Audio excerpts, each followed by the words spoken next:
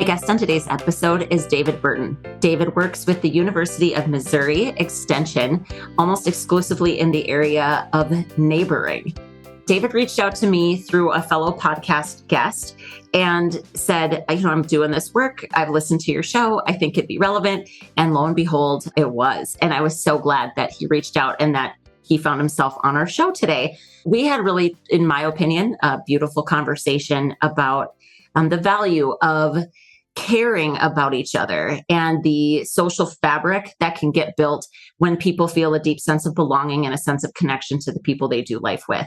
He quotes research, which is always super helpful, but you're going to hear some of the stories too of impact of just what it means for somebody when they feel like they've been neighbored well. So without further ado, enjoy this wonderful chat with my new friend, David. Well, hey, David, welcome to the Growing Small Town Show. Yeah, it's great to be here. I feel very much at home. Yes, good. That's what we want. We want people to feel like they're at home. That's fantastic. I grew up in a small town, so this is familiar territory. It's awesome. So to the full disclosure of our listeners, you and I just met right when we hopped on ahead of this recording. That is correct. Yeah. So why don't you tell us a bit about your work? Because, and this is also a note for our listeners, you were referred to me by Aaron Baker. We're going to go ahead and tag his episode so people can go back and listen to Aaron's episode. So thank you for the referral, Aaron, first of all. But I love it when people like you reach out and say to me, well, in this case, it was Aaron referred me, and I have this really specific take on an aspect of work that I think would make sense to you. And it would maybe make sense for your listeners. It's like my favorite emails in the world because I've done this podcast for 4 years. We're not going to run out of people at all. Like there's going to constantly be plenty of people to have on the show, but finding people that the work is aligned, that I can really see having a conversation with them, that's not always so easy to find. So thank you to Aaron and thank you to you for reaching out and telling me about this. And as I dug into it, I was like, yep, we need to have a conversation. So why don't you tell us a bit about your work and then we'll go from there. Wow, where to even start? 6 years ago, if you would have asked me if I was a good neighbor, I would have said yes. I wouldn't even have hesitated. And that's because I don't throw loud parties and I pick up after my dog when I take him on a walk. And I don't bother those that are living around me and I keep a nice yard and stuff. But through a series of circumstances, I came to understand and realize that over the 18 years that my wife and I had lived at our spot at that time, as people had moved and new people had moved in, I didn't even bother to get to know them. And so here I was at this point where we really only interacted with one of our neighbors, only knew the names of one household of neighbors, and the others were just there. But still, if you would have asked me if I loved my neighbor or if I was a good neighbor, I would have said emphatically yes. But I came to realize that really the opposite of love is not hate. The opposite of love is apathy. Yes, and sir. I just had apathy for those that were around me. And that was not the best way to be living and not what we're called to do. And so my wife and I really set out to change that as a personal endeavor to get to know our neighbors. And really, I'm a little more of an extrovert. And so I really just began by putting together a plate of cookies that my wife made and putting our contact information on it and really just going and ringing doorbells and eating crow, as the saying goes, and saying, I know you've lived here 5 years and I've not even spoke to you and we want to do a better job. And it's a little intimidating to do that, even if you are an extrovert. And it was, eating crow, and some of the crow was not young and tender at that point because people had lived there for a while. And 3, it was a great sacrifice because my wife makes outstanding chocolate chip cookies. and here I was just giving them away. Giving them away, yeah. But everybody, all of our neighbors were very receptive to that approach. Yeah, not all of them shared their contact information immediately. As I sometimes say, neighboring is a crock pot, not a microwave. It takes time. Slow simmer, right? Slow simmer. Yep. But that was the starting point. And then somewhere along the way, as we were making these personal individual choices to do this differently, it dawned on me that this was absolutely relatable to my professional work in community development. Yes. But this was like the ultra in grassroots community development.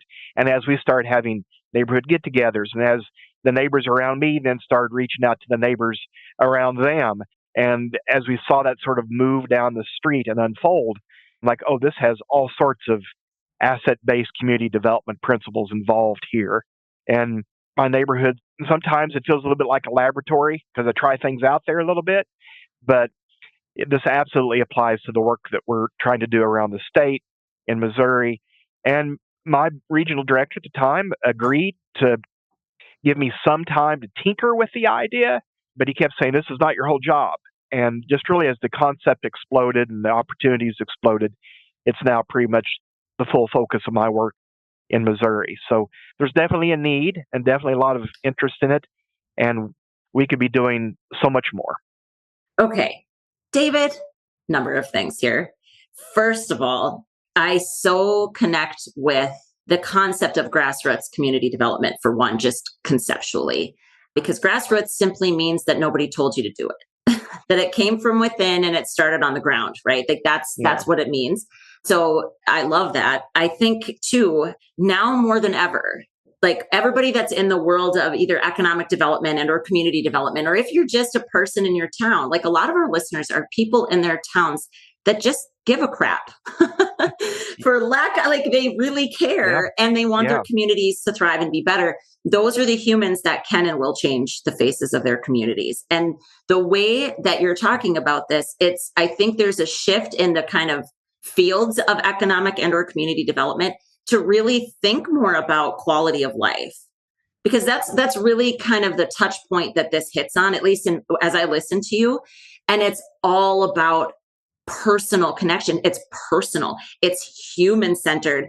And so therefore, yes, there's social risk involved. You identified that. The ability to look at someone and say, shame on me. You've lived here for 5 years and I've seen you. You've seen me. Because like 5 years, Missouri has different climate than we do, but you have 4 whole seasons up here in North Dakota where you're mowing the lawn and then you're raking the leaves and then you're blowing your snow, like whatever, you're seeing each other. And I just think it's really, really cool. So I love how it started.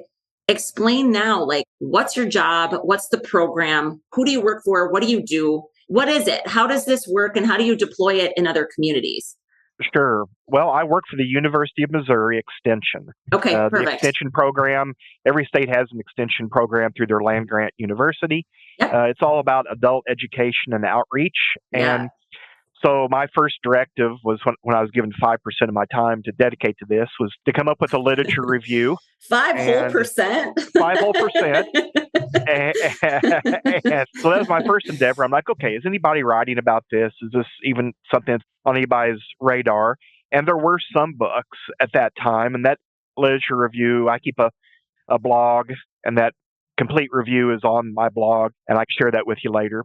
Yeah, we'll link that. We'll link that in the show notes. How about that? So people can see it. Yep. And interestingly, there were some books, and I started reading those. I'm a voracious reader anyway, and started reading those and gleaning information and stuff. But right about that same time, too, there's been an outpouring of new books in this subject area. Mm-hmm. And you talked about what it kind of touches upon, but it also, neighboring and neighbor connections also touches on sense of place, sense of belonging. Totally. Yeah. Loneliness epidemic is a big part of that. Mental health. It tips over into mental health. Yeah, for sure. Social capital. In fact, the Wall Street Journal today had an article about people working from home and how that relates to the loneliness epidemic, and that your neighbors may be, overcoming that loneliness epidemic. You don't have somebody working in the cubicle next to you, but you may have somebody working next door to you. I've just gleaned the article. I haven't read the whole thing or followed up with the author, but that was sent to me today from the Wall Street Journal. So that's a good note. I'll be checking that out. A lot of new information focused in this area and stuff. Mm-hmm. So I did the literature review, and then, we're always big on research and curriculum. And so I developed a curriculum to teach what I thought would be like a 3-week class on Zoom at the time. And then we'd rotate and we'd get a few more people. And I thought, if I could get 5 or 6 people in Missouri to jump on this class, I think that'd be a success. And so we rolled the class out, and somewhere, social media, somehow, I'm not sure still, is a mystery to me, word got out. And by the second class, I had 365 people signed up from across the United States. That's incredible. And so now suddenly, because I'm still in the experimental stage, or as I say, I'm just throwing things at the wall, seeing what sticks. Yep. That's an entrepreneurial mindset, David. We support that here at the Growing Small Town Show. You got to try things. How do you know? You got to try things. You're not going to know. So suddenly at this point, I'm saying, okay, this is something else. This is not a 3-week class. I just turn around and try and find more people. This is something else. So it's still called Neighboring 101, but I see it more as like a network of individuals. We do have monthly guests and things in monthly class. We got people from 36 states in the class. They either attend live or they watch the video afterwards. But that's a way to disseminate research and thought leaders. And really, I love to focus on practitioners that we want to emulate, that we want to say, hey, you can do this in your community and neighborhood as well. That's a big part of it. It's not the only part. We talked earlier about that I would have said I was a good neighbor. Extension's big on research, and so I have completed 2 very significant research projects, 2022 and 2024 in Missouri. We call it the State of Neighboring Research Project. It is a scientifically valid study. There'll be a research document coming out at the end of the year, a guide sheet, as we call them. But I think one of the most significant findings in that study is the last question. We gave people 30 traits of what someone might do if they were a good neighbor. Invite a neighbor over for dinner, watch my children, watch my property while I'm away, those types of things. And we asked them what are the traits that make someone a good neighbor? And they could pick as many or few as they wanted to. And 2 traits on those lists in 2022 and 2024 floated to the top, 5 percentage points ahead of anything else as to what makes someone a good neighbor. And I know you're dying to know. I am. Because you want to be a good neighbor and you want to be sure you're doing these 2 things. And these 2 traits are be quiet and respect my privacy. In other words, a good neighbor is someone who's quiet and leaves me alone. And that's where we are culturally. See, that's not what I was hoping to hear. Right. So we're pushing against the cultural narrative. That's why there's work here to do. That's why we call our program the Engaged Neighbor Program. We don't need more good neighbors. We need more engaged neighbors. Wow. And okay, can I ask a quick question? I don't want to derail your train of thought. Sure. But, so the research is showing you that that's what people are saying they want. So is this somewhat is one of the core parts of your program or your work, an actual awareness of the problem of that being what people think they want? Because this is such a challenge in my brain. Like I think about the work that we're trying to do here. Oftentimes people are not problem aware. Yes. Does that make sense? And so is that something you feel like you said you're bumping up against the research? It's their actual answers. Some conventional wisdom might be, well, like you're selling them the wrong thing. They don't want what you're selling them. And again, you're not selling anything, I understand. But what kind of conversations are you having with yourself? Are you having with your team about that? Because again, I'm gonna quote another guy that I love and I've had on this show 2 times now, Jeff Sigler, who writes for Revitalize or Die. He and I had a really beautiful conversation about, my area, my neck of the woods, flyover country, if you will, that we like our space. Right? We like wide open spaces and we don't mind if neighbors aren't for miles. Well, we say we like that. And of course, there's pieces of that we like, but there's an actual shadow to that. And it's isolation. And then isolation leads to potentially like depressive thoughts, all of the mental health things that we're also actively trying to overcome in rural places, especially. And I feel like those things, that's tied. This desire to have neighbors that are quiet and leave you alone, it just exacerbates that as a mental health challenge. So talk to me a little bit about that. Like when you saw that, did you like just lay down and weep, or what did you do? No. What did you do? And how are you tackling it? Like yourself and with your team?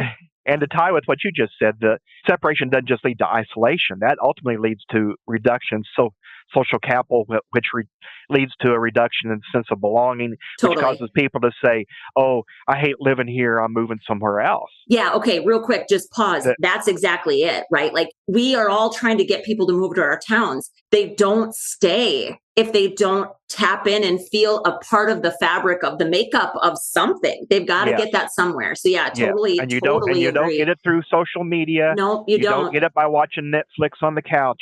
Right. You do get it through face-to-face interaction, even with the neighbor that voted differently than you, even with those Amen. that live around you. It's got to be face-to-face. And so early on, as I was reading, there was a book called The Lonely American by Schwartz and Old, and they make sort of this anecdotal comment in the first of the book. And I've talked to Richard Schwartz, and they didn't do any research. They just it's kind of their forward, and they just had this impression. They're like, it's kind of like Americans just want a neighbor who will be quiet and leave them alone. And that was his kind of cast off comment, his observation from what they were seeing.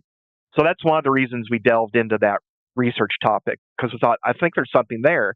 And partly, and also when you look at the research in the 1950s and 60s, there were some really great studies done about the connectedness of neighbors. And people talked about their neighbors as part of their social fabric. My neighbors have us over for dinner. They watch my kids. We play cards. I mean, it was a big part of the social connection. And I'm not saying this from a nostalgic point of view that we have to go back to the 1950s. That wasn't a great time period for everybody. And so I'm not saying that at all, but I'm just saying there is a better way to live. And the better way to live is with connectedness. And that is in your wheelhouse. That is, you can accomplish that yourself. And so having this conversation is like pushing against the culture. That's how I've always seen it, is the cultural narrative has shifted 180 degrees from the 1950s to where we are now. And so there's this story about culture. This old fish is swimming through the lake, and these two young fish meet him. And the old fish says, "Hey, boys, how's the water?" And they swim on past, and the two young fish look at each other and go, "Water? What's water?" I mean, they were immersed in it and didn't even know what it was. And that's kind of what culture is. Yeah. We are immersed in it, and we don't know how it impacts us. And the cultural narrative is be quiet and leave people alone. And it's not good for your health. It's not good for your community. So it really is. God, I'm happy you're on the show with me, David. I'm so happy to be listening to you. Seriously, you're also doing me so many favors. You don't even know it. I happen to tend to be a really anecdotal human, where I experience things and I go, that's significant. Like that means something. I don't often get to the point of research because it's not in my wheelhouse. I don't have time, right? I think I'm a storyteller probably more by nature, right? So, but you're actually giving such structure and concrete context around something that I feel like I've known forever. And it is what we're talking about is the core of Growing Small Towns as an organization, like the work that I care about, that I think matters so much. It's all human centered. And I'm just like, everything's lit up in me. I'm so excited to be listening to you. And again, I don't mean to interrupt you, but I get excited. So please carry on. You and I may light up over research, and we may light up over books and studies. And there's an abundance of it now in this subject area. Yeah. That doesn't light most people up. I always include that in presentations because I have to. I work for University of Missouri Extension. We're research-based, so I'm going to include that. That's my foundation. But it doesn't seem to be what always moves people. Well, I'd say it almost never is. But there is that awareness aspect. And I loved how you used that word. Right? Just making them aware, hey, there is this issue, and you can do something about it. I usually end my presentations with a reminder saying, just me personally, I feel like there's nothing I can do that will change Washington, D.C. There's very little I can ever do that would impact my state capital, but I can make a choice and decision every single day that impacts my neighbors and neighborhood. That's it, man. That's it. That's where I'm going to choose to focus and put my time and energy and resources to do that, to make my little corner a better place. And I sometimes will show the picture by George Seurat. I believe I pronounced his name correctly. He was a French painter, and he did a painting in the 1880s that's made up of all these individual dots. Mm-hmm. Up to that time, everybody did brush strokes, and he did all these little individual dots. Yep. My neighbors and neighborhood is one of those little dots in the bigger picture.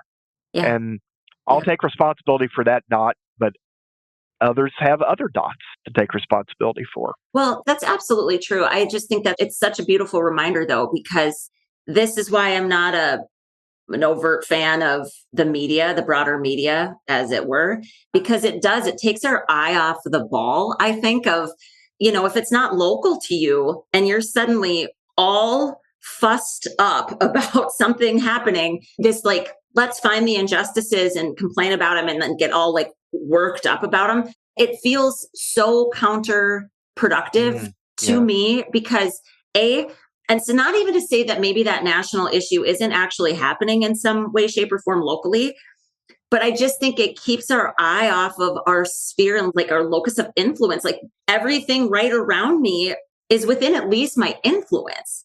Yeah. And every single person can make a difference, especially Absolutely. when it comes to this important work of connecting and helping other people like tap in or dial into something that they need to feel that sense of belonging. A sense of belonging is it's everything to feeling like a fulfilled human. Yeah. And it's just such important work. And I think for the longest time, it was kind of dismissed out of hand as like fluffy and unimportant.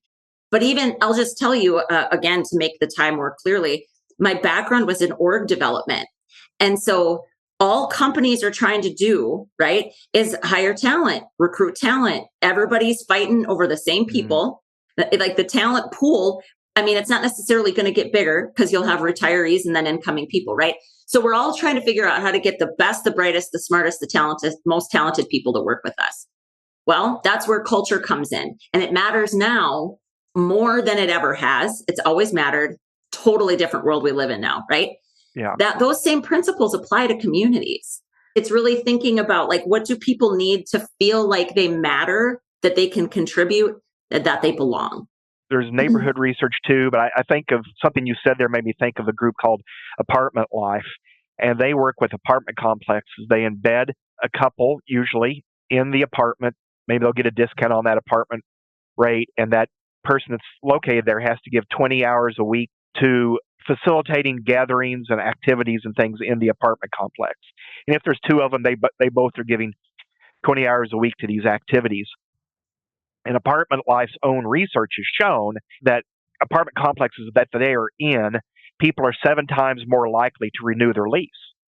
Well, that's fantastic research. That's money on the table. Yeah, never heard of this group, but I love that. I love it. People they get connections, they feel connected, and they have a sense of belonging. They say, I'm going to renew the lease. I'm going to stay here another year instead of moving down the road and saving $10 a month at this other place. Right. And so I think from having read that material, I think those same principles apply to our communities too. You know, there's also a study about churches, people who attend a church. If you can give them 7 friendships, they're going to stick, they're going to connect and stay there. But same in the community. You got to have some connections, some friendships to give you that sense of belonging. And this is a place you want to put down roots and that you want to stay. And if you have those roots, it's harder to pull you up. You're not going to get aggravated over one water bill or something. You know, you're going to stay. Right. Yeah. And so I think those same principles apply. But I just, I mentioned before we started recording, I grew up in a small town. My hometown of Ash Grove, Missouri. Shout out to the Pirates. Population 1,200 when I grew up there. Population 1,200 now. But a lot has changed over the years. How the culture of that community and what it looks like. And I can just think of growing up, we would actually have people come by unannounced and unexpected and ring the doorbell, and we would be excited to see them. I mean, can you imagine that? And my mom always had something in the kitchen for a neighbor or somebody who would come by and visit. That was just a normal part of life growing up, this interaction with neighbors. And I know now around our house, if the doorbell rings, man, we turn off the lights and hit the floor. We always laugh that we peek to see if it's Girl Scout cookies, and if it's not, exactly, yeah. And I always tell this little story on my kids. We always said, kind of did the whole stranger danger thing because they would get home from school and mom and dad weren't home yet, and don't answer the doorbell and that sort of thing. And one day my mom had called me and said, I'm going to bring some books by for you, but my wife and I were not home. And I said, I'll tell the kids so they'll get the door. And I sent my daughter a text saying, doorbell's ringing, it's your grandma, so please, open the door. And I got home, and my daughter said, hey, it's a good thing you'd send us a text or we wouldn't have answered the door. And so from that, I realized that A, I'd done a really good job of teaching stranger danger to them. But 2, I realized I had another problem because my children were now age 24 and 21. And they really should have been past the stranger danger fear of the doorbell. They're just so used to when that doorbell rings, it's an Amazon package or it's a salesperson. It's not anybody coming to visit. It's not a neighbor, is how they see that. And so I think that just sort of in a nutshell, typifies kind of how we relate to those around us. We go to extra efforts to be visible and approachable. We talk about front yard living, having a meal on the driveway in our lawn chairs, just being available and visible. When I take my dog Otis for a walk and somebody's out taking my earplugs out and hollering saying, I'm available, trying to initiate a conversation, because it's easy to go by with our head down. To be a clicker neighborhood, as the saying is, you drive into the driveway, click, you open the garage door, you drive in, click, you shut it back down, never to be seen again. And I just know from taking those moments to be available and approachable has just presented so many benefits to us as a family. Ministry opportunities in abundance, but friendships and connections that I never would have dreamed, but just lots of opportunities and a better way to live. So as us, our listeners, and myself as well, what does bringing your program or a focus on your program to a state like North Dakota or anybody else that might be listening, what does it look like? What does it take? How do we implement this? Is it a city at a time, a town at a time? Or what does it look like? I think it's a person at a time, because we're still trying Amen. to change the cultural narrative. So we're looking for opinion leaders, right? And people that embrace it early on. And I say we, it's not like I have a mouse on my pocket. It's really me. There are a couple of other specialists in the state that help with some programs and things now. But we're really just trying to teach those principles. We'll help someone think through an asset-based community development approach in their community if they want to. We do have other tangible programs that we do in Missouri. You can always sign up for Neighboring 101 if you want just a little bit of monthly encouragement or new ideas on something you can do in your community. I always say, if you're really wanting to know, where do I even start with this? Here are the 3 steps. Learn the names of your 8 immediate neighbors, whether it's a subdivision or a farm, the 8 that kind of adjoin your property typically. So learn the names of your neighbors, find ways and excuses to use the names of your neighbors, and organize a social get-together. Once a month, we do coffee in our garage on Saturday morning. I don't invest a lot in that. I do clear out the garage. Last month, we had 55 neighbors, and for bad coffee. But people show up because they want to visit and have connections. Now, we did have somebody running for city council that came on that Saturday, so this was their chance to meet. Brought their campaign materials. They didn't bring campaign materials. I asked them not to. That's good. That's good. I'm going to let them know you're here and stuff, but this is the chance to meet you and you meet them. So just things that give people connections. Like, it's not about the entertainment, it's about connections. Mm-hmm. And so there are other groups, something called the Neighboring Movement in Wichita, Kansas, something called the Hopeful Neighborhood Project in St. Louis, a group in the Great Lakes region called Community Works. Some of those that you can actually hire, and they will come to a community and help you craft a plan and things. We're not doing that outside of Missouri, but I see myself more as a connector, as a resource person. I just got back from Neighborhoods USA. It's an annual conference. I had never heard of that until you mentioned it in your email, by the way. Yeah, this is the 49th year of it. And that's a great networking opportunity for people that work as neighborhood executive directors, or maybe they're president of their local neighborhood association. So we encourage people to find something like that and connect and get involved. And again, focus on building those social connections. Not about entertainment. Don't put that pressure on yourself. It's about connection. And we'll help people, with navigate some of that if they want, or looking for the assets in their neighborhood as to what they could do and connect over. I have some neighbors who have artistic abilities and backgrounds. And so several years ago, we had a small pocket park that bumps up to one of the entrances. And the city let us have the corner there to put in a art display for the neighborhood, kind of an entrance. But it's not just going to be any art display. This is going to be art created by neighbors. Mm-hmm. So every year we pick a different theme, and the neighbors get together and we create the art that goes on that display. This year we did barn quilts. Okay. And so 2 different Saturdays, everybody came to my garage and painted barn quilts. And now those barn quilts are on display there at the start of the neighborhood. It builds social connection and social capital. It's kind of a beautifying project that can add to our sense of belonging there at the neighborhood. How big is the community you live in now? Where do you live? I live in Republic, Missouri, bumping right up at 20,000 Okay. now. Still a relatively small town, as it were. It's been growing faster, and really in the time that we've been there, it's probably added 10,000 in the last, 18 years that we've been there. And there's some signs it's going to grow faster than that. And some people have been born there and grew up there lament the passing of the small town feel. I hear that all the time. Republic's losing their small town feel. What do they mean by that, do you think? Or do you ask a question, or what do you think they mean when they say that? I think most people, when they say that, or the ones that I know in Republic, when they say that, they mean the town's getting too big. There's things going on here with buildings I don't like. Sure. There's too much road congestion. There's people moving here that don't look like me and I don't really care for. That's how I would group that together. But really, when you talk about that topic, what they're really saying is, I have lost connection and power. I don't like the loss of my connection and power. Right.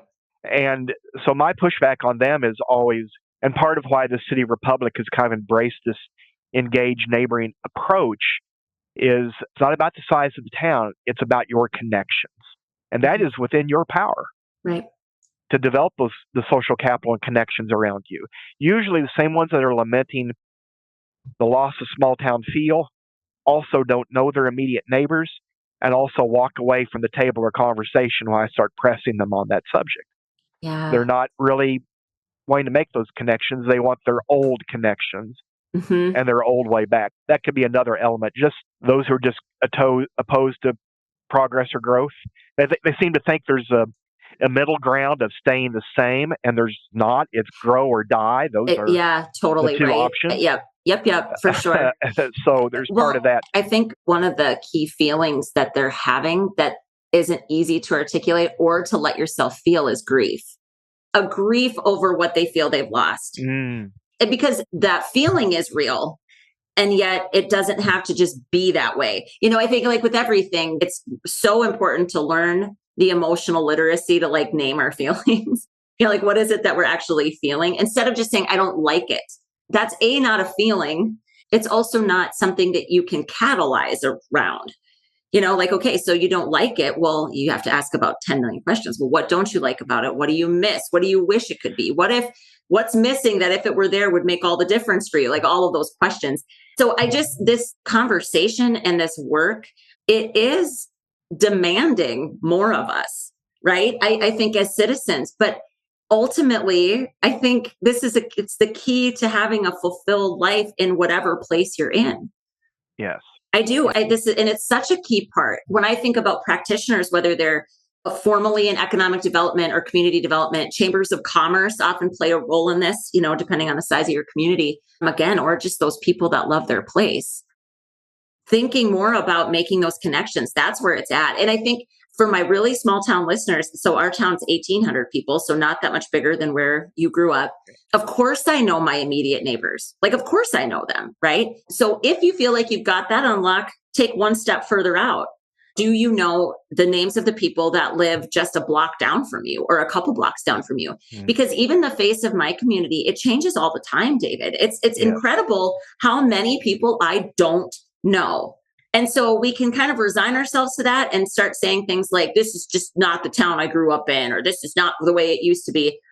We can do that. Or we can say, what is my role in building some of those bridges, reaching out? What would it look like if the idea of canvassing a neighborhood and I'm laughing in my brain, imagining like Oaks people listening to this, like, you better not start knocking on our doors. We will flip the lights off and not come and answer it. But it's special. And again, it taps into humanity, because whether we're talking about today or we're talking about the 1950s, it's human behavior that drives culture. Yes. And what's crazy about culture too is I like to distill it down to, again, whatever context, if it's a company, a church, a community, it literally is just the way we do things around here, right? And the reason it becomes the way it is because we've accepted it. And so if we don't like it or we aren't happy about it, then we have to also take the responsibility to do something about it. Yes, it's on us. And some people just don't like change at all. So what they're saying is they just don't like to change. Yep. And there's sometimes changes that happen that I'm not thrilled about either. But I've always been more geared toward, I may not be crazy about it, but that's the way it is. So let's give it a try. Let's jump up and Right. let's jump in and see what happens. And Right. generally, it works out just fine. You can be adaptable. And sometimes it's even better than before. And you have to admit that. Yeah. The The other sm- thing with changes like that, right? Any change is yes. that community is meant to serve all kinds of people with all kinds of interests, all kinds of needs. And so that can be some of the hardest stuff, I think, to really sink down into is the fact Yes. that I may not like this thing, but if one other person in this community loves it and that sense of belonging is fostered through that thing, then who am I to say it's not important to be here? Yes. And that's hard. I mean, especially if you're in a fairly homogenous place. And again, you've got a lot of people maybe that either never left or have boomeranged and come back, right? We really do. We hold on to like how things used to be. I understand that. I really do. I think the challenge is what was great about it and what does a today version of that thing look like? Yes. Right. Yeah. But that ability to let changes unfold, even if they're not your cup of tea, it's really hard. Yes. Well, let me push back just a little, or not, maybe not push back, or just respond to something you said earlier. You mentioned the size of your town and knowing your neighbors. And that's great that you do, but you would be an exception to the rule. There's been some national surveys done by Pew Research Foundation and State Farm did one in 2016. In fact, State Farm did something they called the State of Neighboring Study in 2016. The results were so concerning to them that they ended up dropping their tagline song, Like a Good Neighbor. There was about 4 years there where that was not their tagline. I didn't slogan. Even recognize that because I always associate that in my head. Correct. Well, it's so embedded, they couldn't even run away from it. But after they did this research, like, oh, a neighbor may not be such a positive thing anymore. And so that's why they shifted. Now they've come back to it now. But the State Farm, the Pew study both showed this less difference in neighbor relationships between urban and rural than you would think.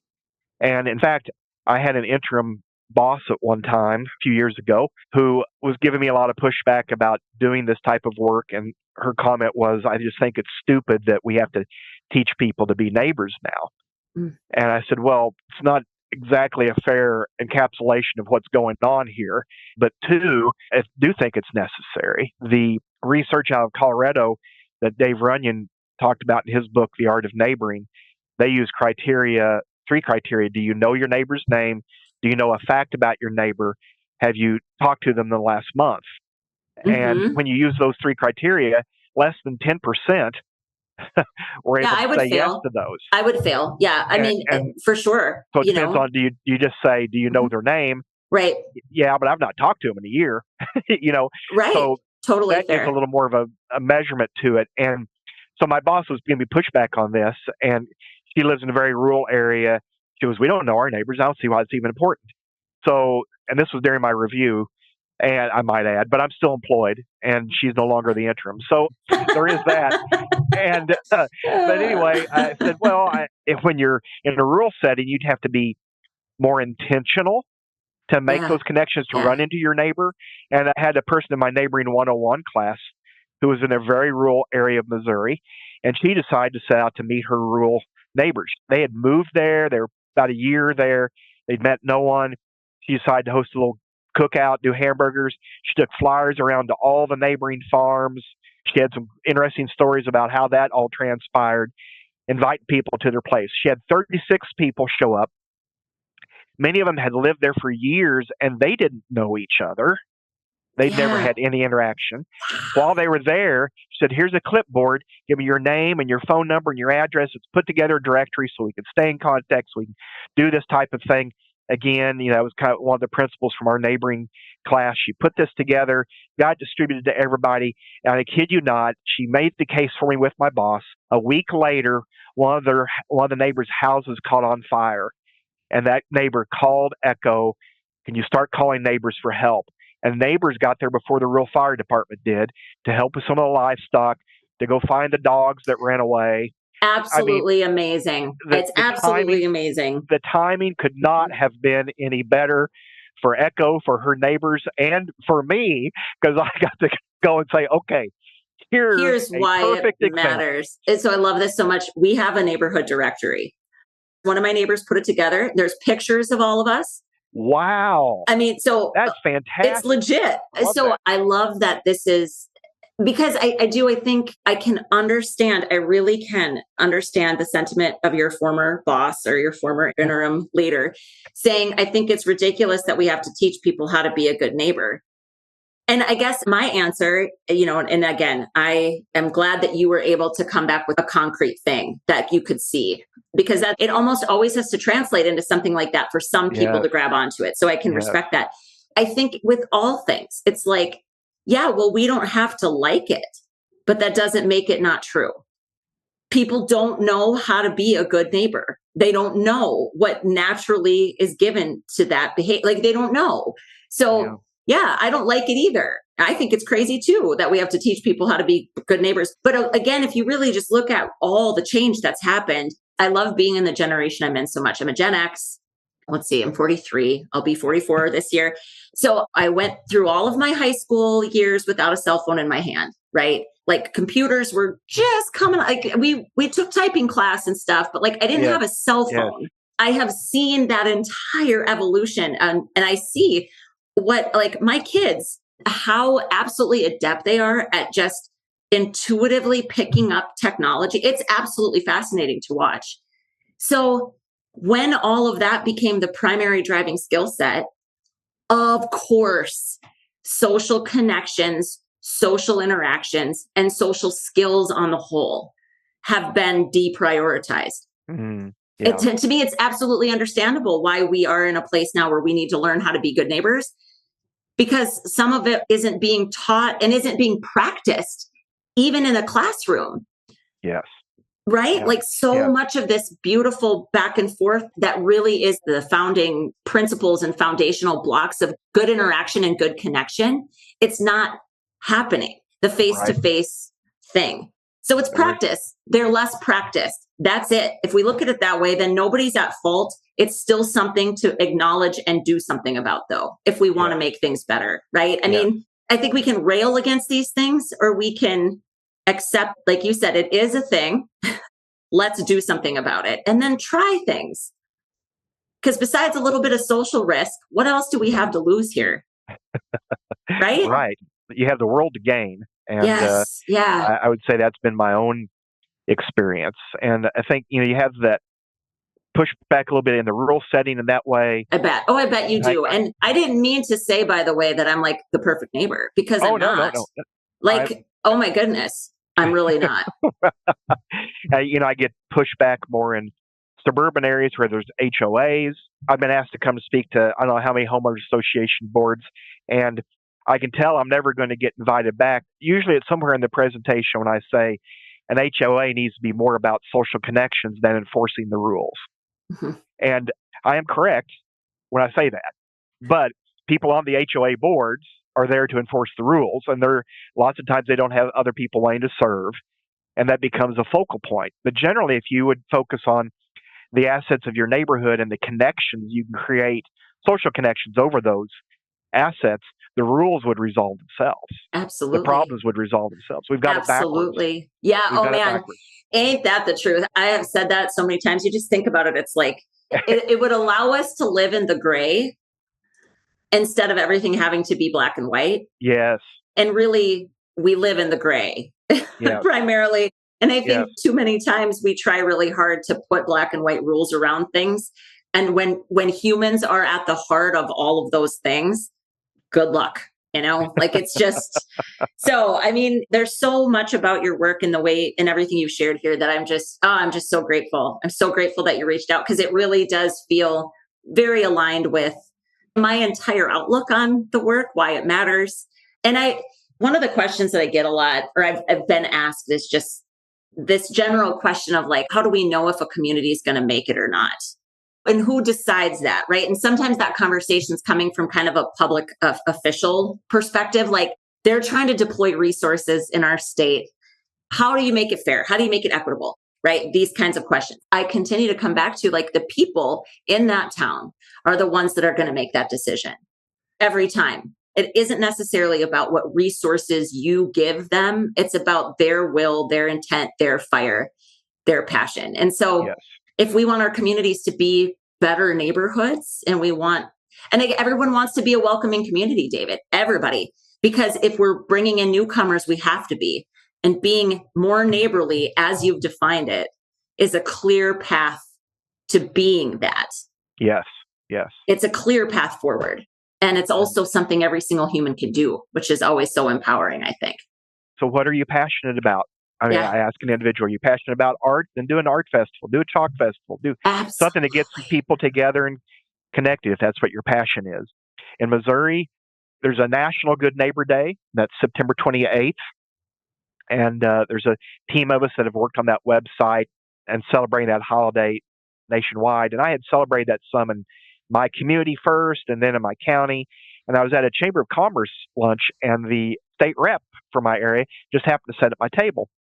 And he asked me something no one else had asked me, which was, so this National Good Neighbor Day thing you're doing here locally, what's your dream for that?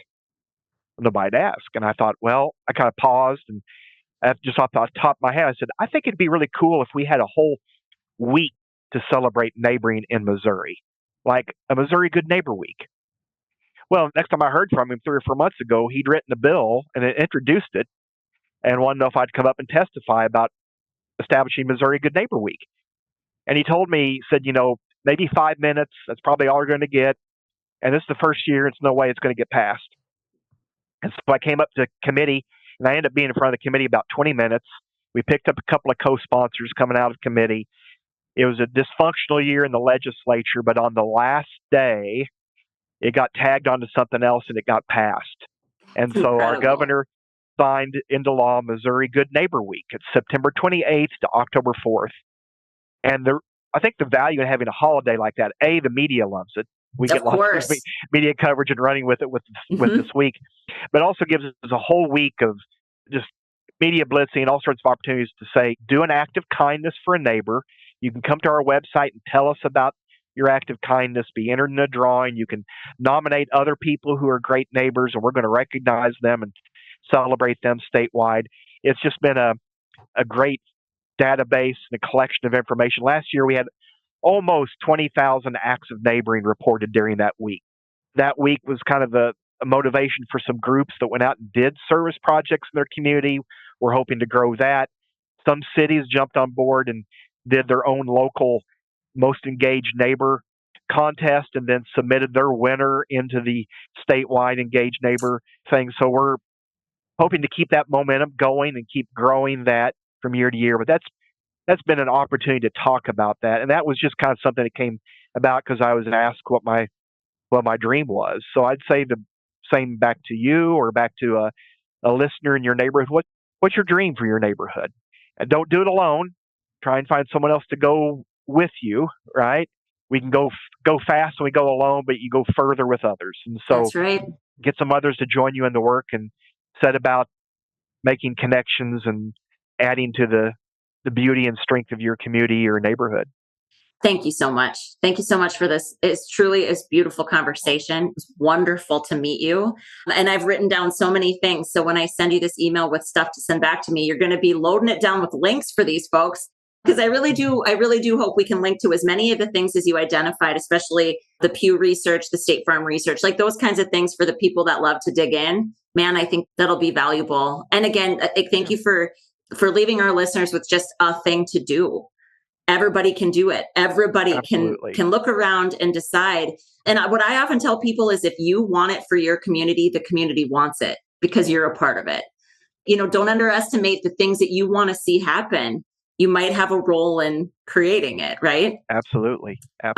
Well, and I have a feeling you're going to come back sometime too, if you're game. Oh, I'm game, Rebecca. Maybe I bring a friend or a neighbor along next time. I would love it. I would love it. Some examples of people who have really embraced the idea and set out to make a difference locally. That's really what, and you ask about the program and how people get involved in it. It's really, we're trying to have a discussion and push the narrative a little bit and get people engaged and just empower them to do something locally.